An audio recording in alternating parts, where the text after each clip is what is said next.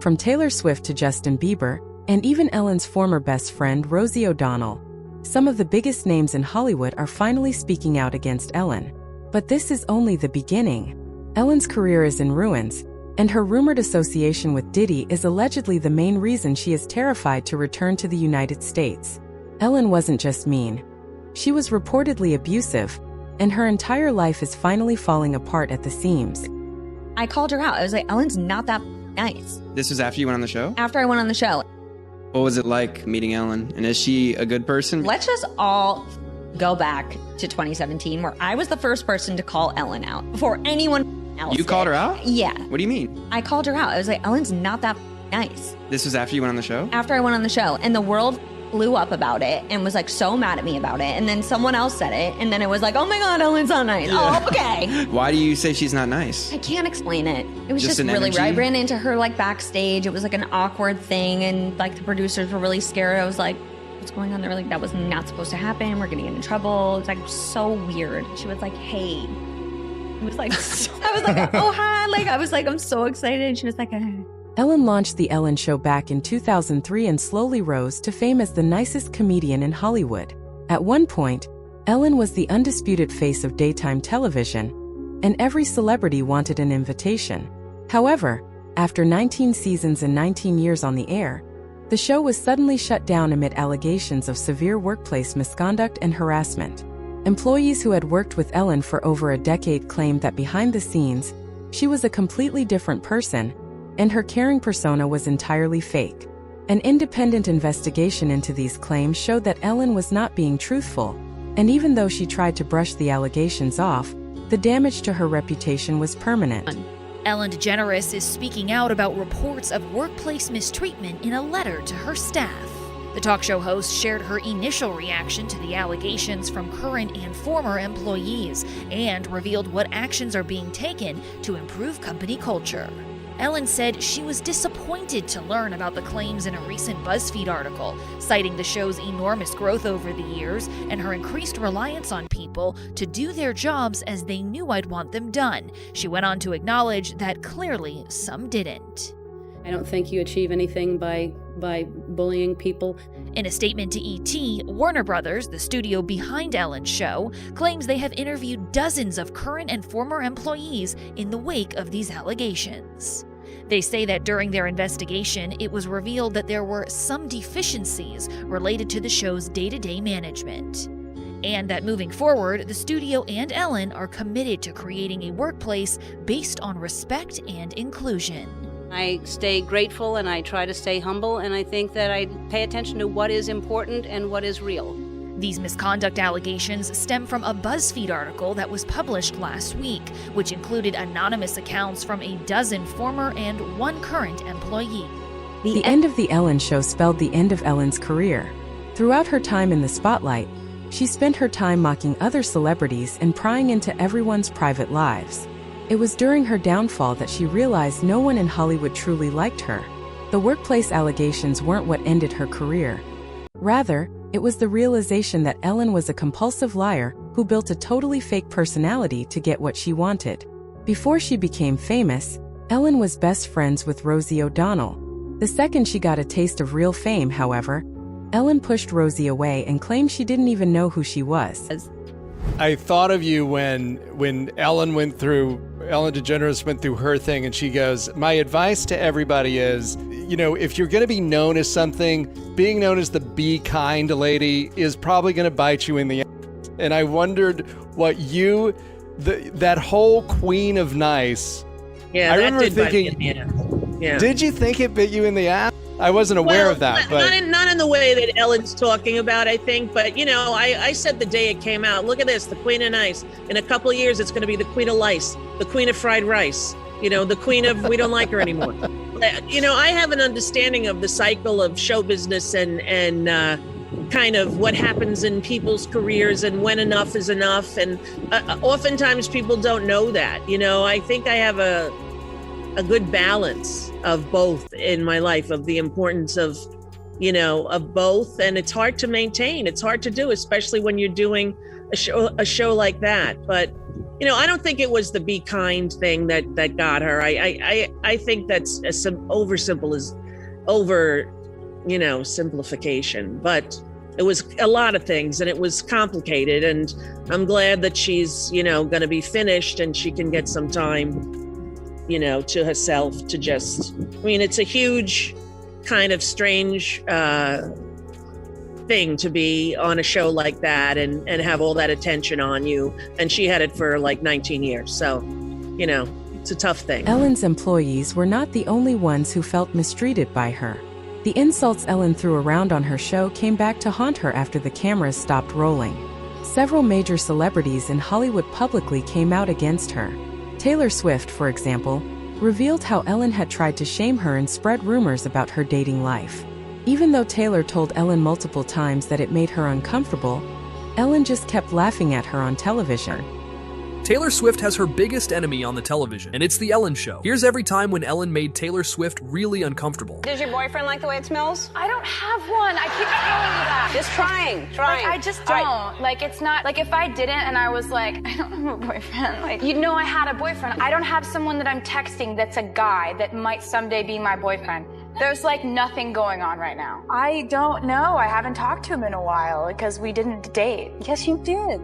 Why do you deny it? Because we didn't. Okay, so which song is about Zach on the new CD? There's nothing really about Zach on the CD because we didn't date. All right. So, yeah. Okay. When you have spare time, you drive past your ex-boyfriend's houses. I'm not like throwing eggs. It's right. I'm just checking up on them. Checking up on what the front of their house looks like? Well, or it's really like an act of public service, you know? Just seeing if they're okay. Are you, so you have unresolved business. You still have crushes on your ex? No. So what are you doing? I don't know. In an interview with Zane Lowe for Apple Music, Taylor referenced the ordeal and directly called out Ellen for her toxic behavior. As mentioned, Ellen's past insults were coming back to haunt her. In the end, many realized Ellen was never truly funny. She simply degraded people on stage and expected everyone to laugh along. So I can't, when I was like 23 and people were just like kind of reducing me to like kind of making slideshows of like my dating life and putting people in there that I'd sat next to at a party once and deciding that my songwriting was like a trick rather than a skill and a craft. Kind of, it's a way to take a woman who's doing her job and succeeding at doing her job and making things, and it's in a way it's figuring out how to completely minimize that skill by taking something that everyone, in their darkest moments loves to do, which is to slut shame. And so now when I see this happening, I can see a headline about a young female artist, about like another breakup, and it sends me into It takes you back there to a degree? It sends me into a real sad place because I don't want that to keep happening. And I don't think people understand how easy it is to infer that someone who's a female artist or a female in our industry is somehow doing something wrong by wanting love, wanting money, wanting success. Women are not allowed to want those things. And who could forget the time Ellen made fun of Justin Bieber when his private photos were leaked? Justin already had a rough time in Hollywood from the very start. If you look back to 2015, paparazzi managed to capture non-consensual, intimate pictures of Justin as he walked into his hotel room completely naked. At the time, Justin was just 21 years old, and Ellen was 58. This shows exactly how she reacted to a young man's privacy being violated. Furthermore, comedian Kathy Griffin, known for her work on My Life on the D-List, spoke out against Ellen, stating that everyone in the comedy industry knew exactly what kind of person she was. Allegedly, no one liked her and viewed her as a ruthless rival willing to do anything to get to the top. I just love giving Ellen because it just never gets old. She just can't stand it. She has no sense of humor about herself. We had a fight one time that was a knockdown drag out, screaming on the phones, both of us screaming. And I think that's so fucking funny. Like, picture Kathy Griffin and Ellen DeGeneres, split screen. What are you both yelling with about? our cell phones and assistants, screaming at each other. Over what? She thought Joan Rivers was not funny, but Joan was just mean.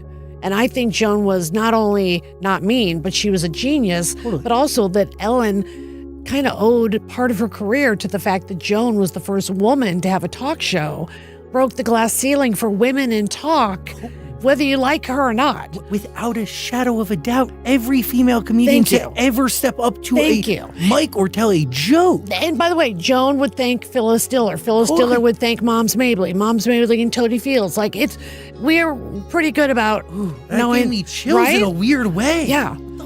And so anyway, I just make fun of Ellen because she doesn't take it well. And I just get a kick out of it. And she'll never see it. She's not the type of person that would watch my special. Yeah, I'm talking about Ellen DeGeneres. Now I have to just come was clean. Not nice to you? Well, here's the thing. In my very last dinner with Joan Rivers, we would always check in with each other. And I'd be like, where are you with Ellen? And she'd be like, oh, still hates me. And she'd go, well, what about you? And I'd say, oh, she thinks I'm mean. And the truth is, I guess I feel like I'm sticking up for a pal. Like, I think Ellen's achievements are fantastic. How could I not? But, like I said, there's so few female comics over 50 that are making a living or doing okay. Like, we need to support each other. And I just thought, what am I waiting for? But almost every time Joan Rivers and I would get together, we'd be like, anything from Ellen? No. You? No. And it wasn't like, it was more like, I wish we were better at supporting each other. But also, of course, I don't like being labeled as mean. Mean and funny, fine. But I can just tell you for a fact, Joan Rivers didn't have a mean bone in her body. And I wish Ellen would have really celebrated her more, because Ellen has such an amazing, incredible platform. And she's such a true influencer. And, Joan broke the glass ceiling for women talk show hosts, for sure. Perhaps the only celebrity who had nothing bad to say about Ellen and supported her throughout her controversies was Sean Diddy Combs. Ellen invited Diddy onto her show 17 different times, and even claimed to know exactly what happened at his infamous parties. It seems as though every controversial figure in Hollywood is connected to each other. Cat Williams once shared that Diddy only allowed his closest associates into his after-parties, and Williams had to stand in the parking lot watching special guests enter the mansion. Ellen was allegedly one of those guests. Moreover, some investigative journalists have even linked the cancellation of Ellen's show to the Epstein files. Back in 2022, the FBI revealed that a black book containing Epstein's associates had been found. The timing of Ellen's departure from the U.S. aligns perfectly with Diddy's arrest. In 2024, just a month after the FBI raided Diddy's Miami mansion, Ellen announced she was leaving the country to move to the UK with her wife. Birds of a feather truly flock together. They're losing their minds. She sounded so sincere, didn't she? Very sincere. Virtually choke on her words. But the best one for me is Ellen DeGeneres, who is, by the way, a very nasty person. I've had dealings with her in Australia. Could I tell you some stories about that cow?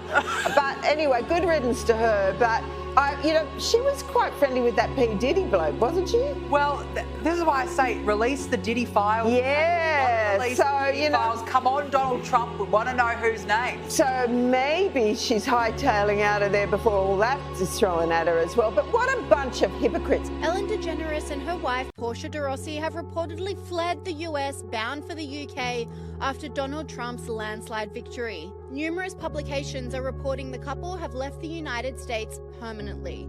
There are also reports the couple have put their Montecito mansion on the market.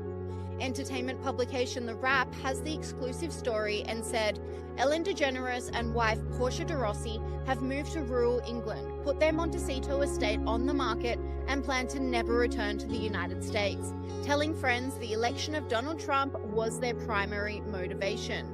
Ellen DeGeneres has been a vocal Trump critic, so the move doesn't come as a surprise to most.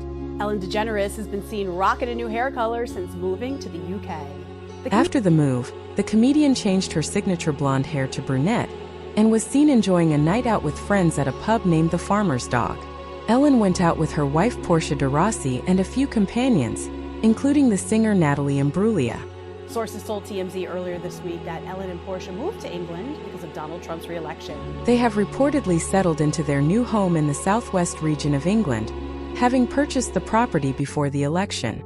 Supporters of these wild theories even suggest that Ellen's studio set was designed to mirror the temple found on Epstein's private island. Beyond the architecture, online sleuths have pointed out bizarre symbolism hidden within her content. For example, in March 2020, just as the world went into lockdown, Ellen released a strange video wearing a hoodie featuring a red, bloodied face, the same imagery that was later seen associated with Jay-Z. Symbolism will be their downfall. Or is it just art? And let me be the first to tell you, it's all connected. I mean, if you know, you know. But first, let's go back to that video of Ellen DeGeneres. When the camera turns, you can see the inside of her house. Now, see that picture right there? Well, if you pause it and look it up, it says evil thoughts with revenge right next to it. Here's another picture of Ellen in her house, and this is the picture behind her. Now, the thing I'm curious about is the letters on top of the picture. These look oddly similar to the letters Marina Abramovich writes out when she does spirit cooking. Remember the beginning of the video? It's all connected. And that person that was in all red is Lady Gaga, and she went to Marina Abramovich many times for teaching. But let's continue. This is another picture of Ellen in her home. She's cutting her mother's hair, but what is that picture above her head? Look at it. Oh, well, you know where that is too, right? It's a similar image to that, right? No. I know Jamie does. What is it? It's on the set of a famous talk show that's now not on anymore. Oh, Ellen? Was that Ellen? Yeah. Really? Just look at the temple and then look at the... Let me see Ellen's background. What? As if all this wasn't enough, just 4 months after Ellen ended her show, the executive producer who had worked with her for 8 years died under tragic and mysterious circumstances. Stephen Twitch Boss took his own life in 2022, leaving behind a note for his wife where he mentioned carrying a heavy burden that he could not reveal. He allegedly stated that his struggles were directly connected to his time working on The Ellen Show.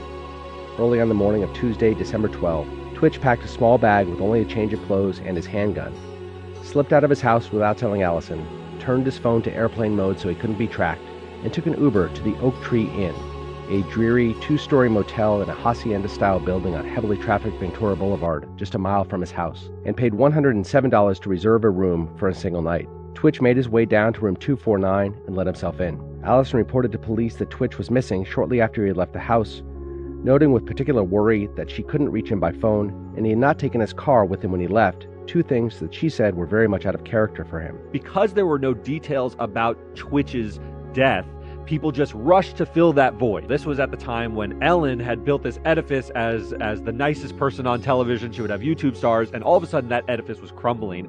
Ellen posted videos of herself crying over Twitch's passing, but only a few months later was denying that any of those toxic workplace claims had ever happened during legal proceedings.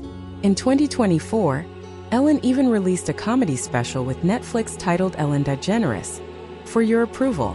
During the special, she actually laughed at her former employees for claiming she harassed them.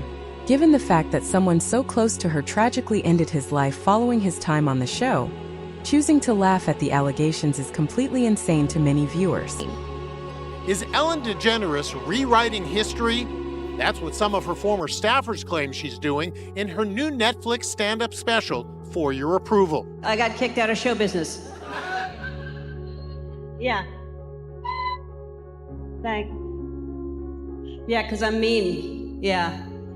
Yeah, you can't be mean and be in show business.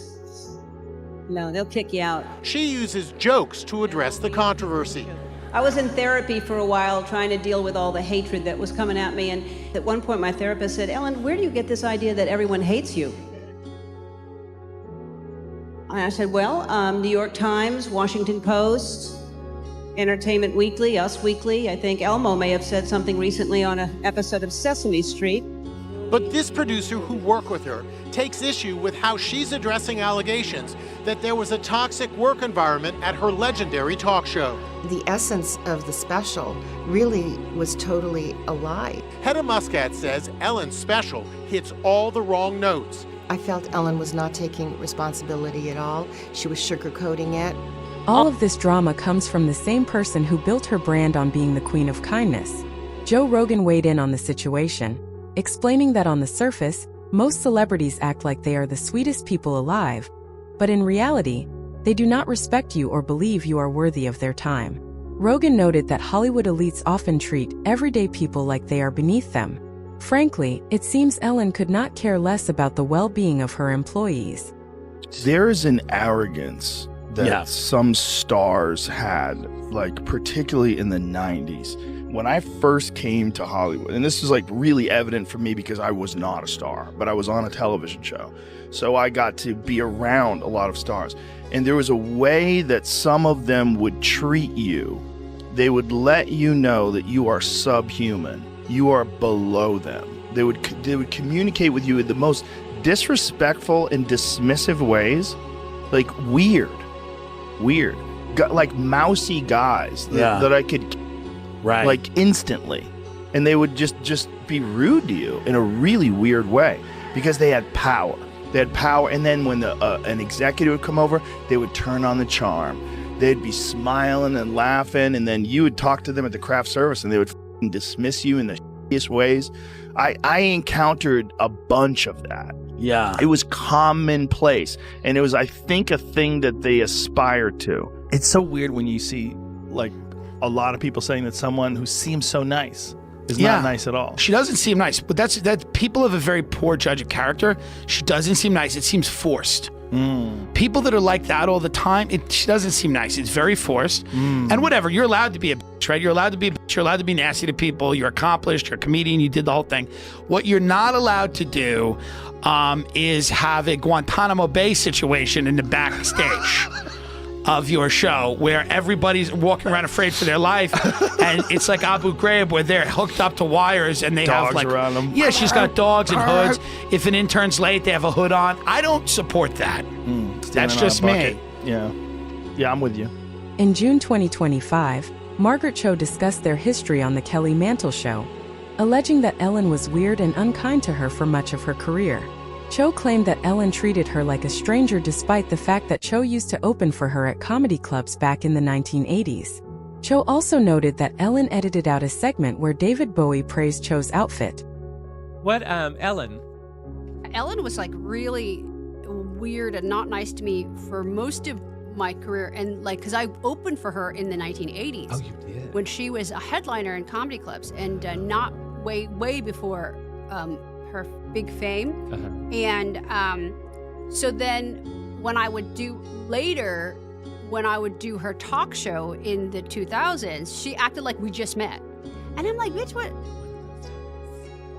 I'm like, bitch, what?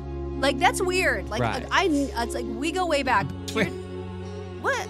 Bitch, like, it's so creepy and weird. But, you know, also, the other thing was David Bowie had been on the show, and he was so excited that the night before that I had come to his show wearing this giant Chinese emperor outfit. He was really thrilled about it, and he talked at length about it. And she cut it out of the show, which made me so mad. And the producer, who's a really good friend of mine, had to call me and tell me, I can't believe she did this, but she cut it out of the show. But you need to know that he was going on and on about your outfit. He loves you. God said your name. So which is so rude. That is so gross. I don't know if it was personal. Maybe it was for time. Right. But still, I'm going to take it personally just because I decided to. You should have sent her a note and said, send me the footage. I'll post it to my YouTube. I know it exists somewhere. It makes total sense why none of Ellen's employees were ready to testify on her behalf. Almost everyone who spoke out mentioned that Ellen was a sadist who enjoyed humiliating the people working for her. The biggest problem for Ellen right now is that people are no longer just focusing on one awkward interview or one rude joke. They are looking at the entire pattern: the cringy celebrity interviews, the workplace allegations, the strange Hollywood friendships, her ties to Diddy, the timing of her departure from the United States, and the way she simply laughed off the accusations in her Netflix comedy special. The more people dig into her past, the harder it is for Ellen to hide behind her old be kind image. This TV personality is speaking out about what it was like working closely with Ellen DeGeneres. What happened, Tony? Tony Okunbowa was the on-air DJ at The Ellen Show for 11 years. Now he is addressing allegations of a toxic work environment that is threatening Ellen's reputation as the Queen of Nice. While I am grateful for the opportunity it afforded me, I did experience and feel the toxicity of the environment, he writes on Instagram. I stand with my former colleagues in their quest to create a healthier and more inclusive workplace as the show moves forward. He joins a long list of former producers, including Hedda Muscat, who accuse Ellen of turning a blind eye to alleged mistreatment happening behind the scenes. It didn't have to go down this way. She could have been brilliantly talented in front of the camera and carried that backstage, and she didn't. Every Friday we were shaking, who's going to get fired this Friday? Do you think Ellen's career is truly over for good? Or do you think Hollywood will eventually let her make a comeback? And do you think celebrities are only speaking out now because Ellen no longer holds the power she once had? Let me know your thoughts in the comments below. And before you go, make sure you like this video, subscribe to the channel, and turn on notifications because this story is far from over. More names are being exposed, more old clips are resurfacing, and Hollywood's nice girl image is falling apart piece by piece.